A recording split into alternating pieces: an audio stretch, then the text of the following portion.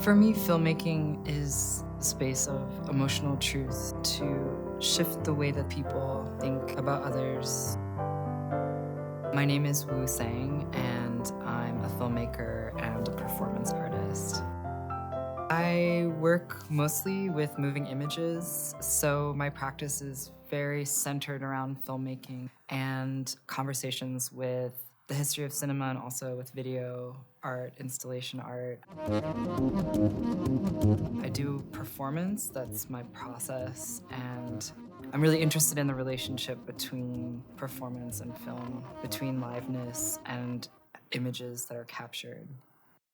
I didn't go to film school, so I never was formally trained as a filmmaker, but I did get into filmmaking because I was a community organizer, and I discovered that making films was a way to bring people together, and that when everybody can kind of get together and do what they love to do best, something comes out of that that's bigger than any one of us. For the last 5 years, I've become increasingly interested in the form of a hybrid documentary fiction. I'll never forget the first time I walked in. This process started when I made a film called Wildness. Chale, tócate una rola pa Chucho Ponce. Wildness is a feature documentary, and I like to say that it's in the genre of magical realism in the sense that the main character of the story is actually the bar. Les he estado sirviendo en esta misma esquina por medio siglo.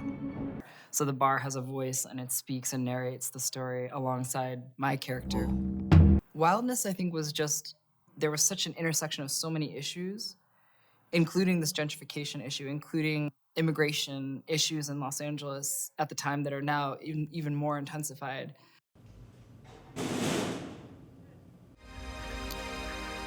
I've always been really drawn to this possibility of underground spaces. I think what excites me about them is that they are spaces where everybody mixes. It's a space for desire and for people to express themselves and to also lose themselves and to feel connected to other people in a physical way through music and dancing. Once we slept beside each other, falling asleep to the sound of rain at night. The story of Dulian is very personal, just like all my other projects. The first time I went to China, I went with a lot of expectation of discovering my roots, so to speak, and in the process of not finding what I was looking for, I found the story of Chojin, and I was curious to find out more. And what we discovered was this very beautiful story about her and this other woman named Wu Ziying, who was a calligrapher.